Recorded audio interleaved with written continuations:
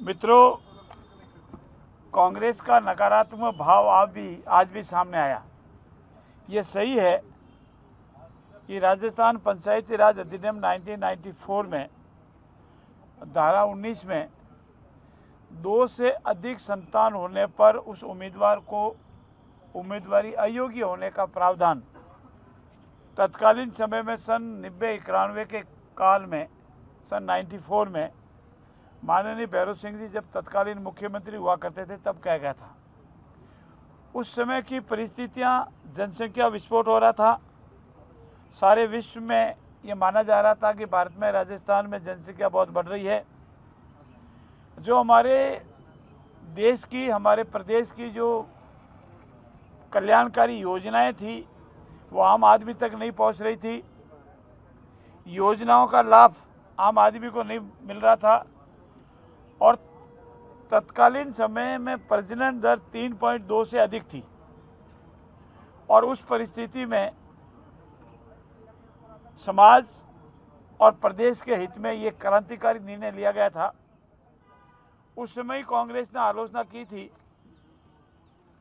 और जब हमारे यशस्वी मुख्यमंत्री आदरणीय वसुंधरा राजे जी ने अपने काल में एजुकेशन के प्रावधान जोड़े थे तब भी कांग्रेस ने आलोचना की थी और स्वयं कांग्रेस ने शिक्षा का जो आधार था उसको हटाया था।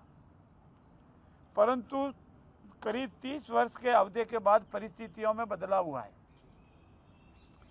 जनसंख्या विस्फोट रुक गया है और तत्कालीन समय में जो प्रजनन दर 3.2 थी वो घट करके मात्र 2 रह गई है।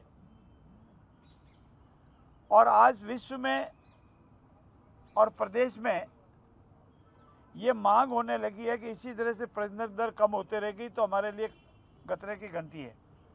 हमारा प्रदेश युवाओं का प्रदेश और हमारा देश युवाओं का देश माना जाता है, लेकिन जिस तरह से अनेक समाजों में, अनेक प्रदेशों में जनसंख्या की प्रजनन दर जिस तरह से घटती जा रही है, सभी आर्थिक विशेषज्ञों ने, कानून के जानकार लोगों ने, समाज के प्रबुद्धजन ने पिछले 2-3 सालों से भी अधिक समय से निरंतर ये राय दे रहे हैं कि अब जैसा पूर्व में सरकारी अधिकारियों, कर्मचारियों के प्रमोशन पर 2 से अधिक संतान होने पर बाधित थी, उसको हटाया गया। उसी तरह से जो योग्यतम व्यक्ति है उसकी योग्यता को मात्र इस आधार पर नहीं रोका जावे कि उससे 2 से अधिक संतान है।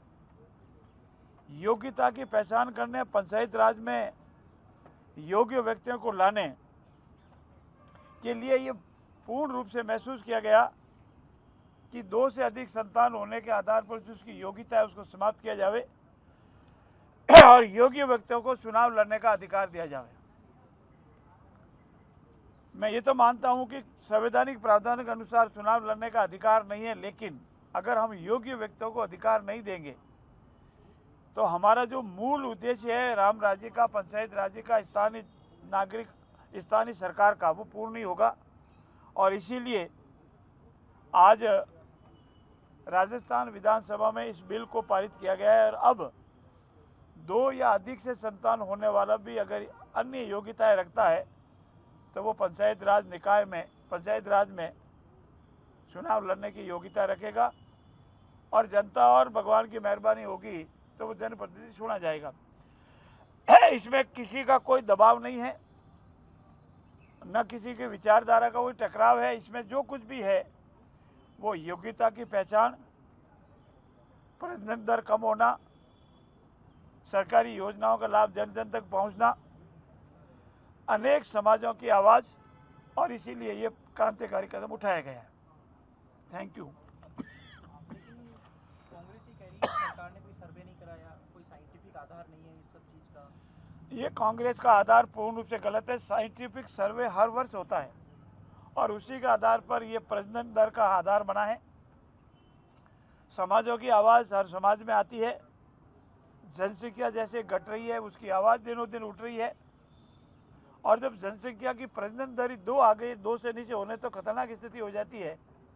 और आर्थिक विशेषज्ञों का ये कहना है कि ये अंतिम स्टेज पर आ गई है, इसलिए अब प्रजनन दर को घटने से रोकना भी जरूरी है और इसीलिए ये पंचायत राज में संशोधन किया गया। कोई अपर लिमिट नहीं रखी जानी चाहिए। सुभाष गर्ग जी कह रहे थे फिर तो 8-10 संतान वाले को भी आप लोग लड़ने देंगे चुनाव। अब जब 2 से कम की संख्या नहीं है तो मैं आपको ये कह सकता हूँ, आप जितने भी भाई यहाँ खड़े हैं, हम हमारे खुद के परिवार में दादा के समय हम कितने भाई बहन थे, मेरे पिता के समय कितने भाई थे, तो आपके कितने, आपके पोता पोती कितने हैं, आप पता लगा देंगे अपने स्वयं के ऊपर के किस तरह से घटते घटते घटते अब तो चिंताजनक हो गई है।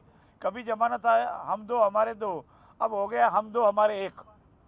इसीलिए अब समाज में हर व्यक्ति में, हर बहन बेटी में, हर भाई में ये जागरूकता आ गई है। अब कोई ऐसा जबरदस्ती थोपने की आवश्यकता नहीं है। जब स्वयं जागरण पैदा हो जाता है तो इसकी कानून बनाने की कोई आवश्यकता नहीं है।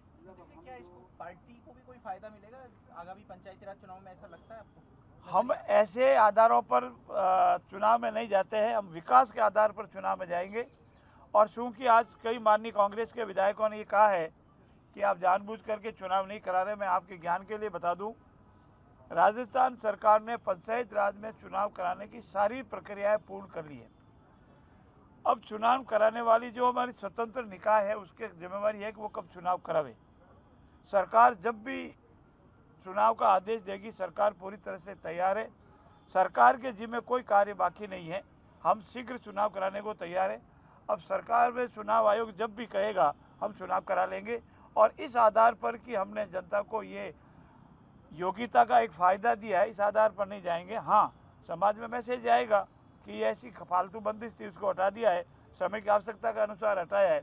पर फिर भी राजस्थान की सरकार ने पिछले 2 वर्ष में जो विकास के अभूतपूर्व कार्य किए, उसके आधार पर, जो सरकार में एक मैसेज दिया उसके आधार पर राजस्थान संपन्न राज्य बने, विकसित और समृद्ध राज्य बने, इसके आधार पर, और लोकतांत्रिक व्यवस्था को पुनर्जीवित किया, इस आधार पर हम चुनाव में जाएंगे। लेकिन शैक्षणिक बाध्यता को लेकर के तो आप लोगों ने अभी कोई फैसला नहीं लिया। वसुंधरा सरकार ने शैक्षणिक बाध्यता लगाई, कांग्रेस सरकार ने हटाई, आप उसी को दिया। देखिए, हमारा ये मानना है कि तत्कालीन समय में योग्यता को आधार पर लिया गया, कांग्रेस सरकार ने हटा दिया। और अभी हमने महसूस किया कि जो भी निर्णय लिया वो ले लिया है, उसको अब बदलने की आवश्यकता महसूस नहीं की। अगर अब बदलने की आवश्यकता महसूस होगी तो इसको चेंज करेंगे। मेरे आधार पर, क्योंकि जब 2 से अधिक संतान वाला शैक्षणिक योग्यता वाला आधार हटा दिया है, तो अब जो भी योग्य है, भले वो साक्षर है और कोई डिग्री नहीं ली है और चुनाव लड़ता है, योग्य है, तो उसको लड़ने का मौका मिलना चाहिए।